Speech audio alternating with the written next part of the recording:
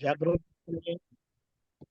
એ સચ્ચિદાનંદ આખા દિવસના પુરુષાર્થમાં આપણે હમણાં સમગ્ર દોષોને લીધા છે. સ્થૂળ દોષો સ્થૂળ અથડામણ, સૂક્ષ્મ દોષો સૂક્ષ્મ અથડામણ, સૂક્ષ્મતર દોષો સૂક્ષ્મતર અથડામણ અને સૂક્ષ્મતમ દોષો અને સૂક્ષ્મતમ અથડામણ. એટલે અહીંયા હવે ધીમે ધીમે કરીને આપણે ગોઠવણી પૂર્વક એના પર યોગ રાખીએ.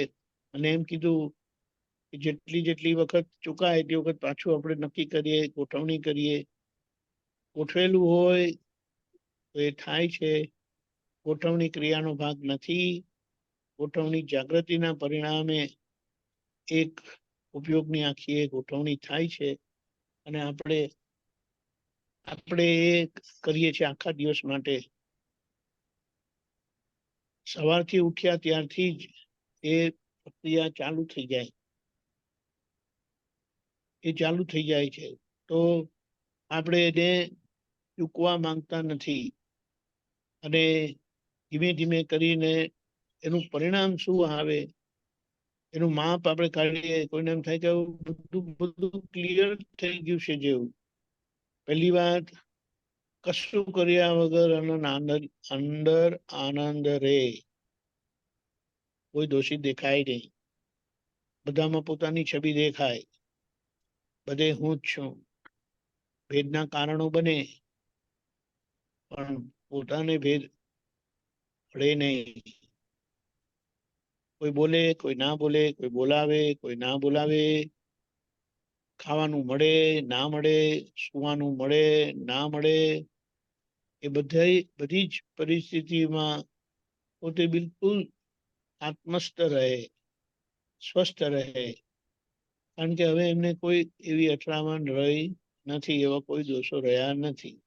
એટલે એનું પ્રમાણ હવે આપણે એની સામે ઊંધું માપ કાઢીએ તો આપણને ખબર પડે, અરે ખાવાનું નહીં મળે તો શું કરીશું, સુવાનું નહીં મળે તો શું કરીશું.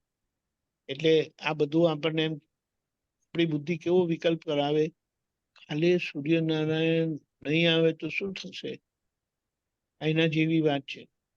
એ તો આવવાના છે, કુદરતી રચનામાં છે જ આ બધું. એટલે એમ કહેવાય છે કે કૃપાથી આપણે નિશંક થયેલા છે. પ્રતિથિ બેઠી છે તે કૃપાના ભાગની છે.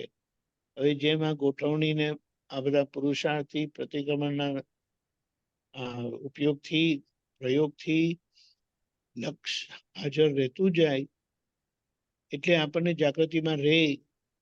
તેમ જે ડે ટુ ડે જીવનમાં શંકા ને બધું થાય છે ને એ બધું નહીં થાય. આડાઈઓ નહીં થાય. સરળતા આવશે. દાદાએ કીધું મોક્ષે જતા રોકતું હોય તો આ આડાઈ છે. હું માનું તે સાચું, હું કહું તે સાચું, હું સમજુ તે સાચું, બીજા બધા ખોટા. હવે આપણે કહીએ તો મને ખબર છે. આ કોઈ શું જ્ઞાન જાણવાનું બાકી રહેલું નથી. પણ આજે હવે બધાને આપણે પ્રયોગ ઉપર લઈને એમાંથી કેમ કરીને બહાર નીકળાય. ને સૌથી મોટી વાત, એના પ્રતિક્રમણ આપણા જેમ જેમ થતા જશે ને તેમ તેમ આ પરિણામ આવતા જશે. મારા પણ તો નાની બાબતમાં પણ મારાપણું થાય છે. તો ત્યાં મનની અસરો, માન્યતાની અસરો, એટલે એના પર આપણે લક્ષ્ય રાખીએ. અને હું તો એમ કહું છું કે થોડું એના માટે નિબંધ લખજો. હવે આ સ્થૂળ, સૂક્ષ્મતર ને સૂક્ષ્મતમ ભલે એક પાનાનો હોય, તમને શું સમજાયું. હવે એ સમજણના આધારે આપણને પછી જાગૃતિ રહેશે. આપણે વાત સાંભળેલી હોય ને તેની નોંધ લેવાતી નથી, પણ આપણે આવી રીતે નોંધ કરીએ તો એ પછી જાગૃતિમાં રહેશે. તો આ પ્રયોગ સાથે જય સચ્ચિદાનંદ.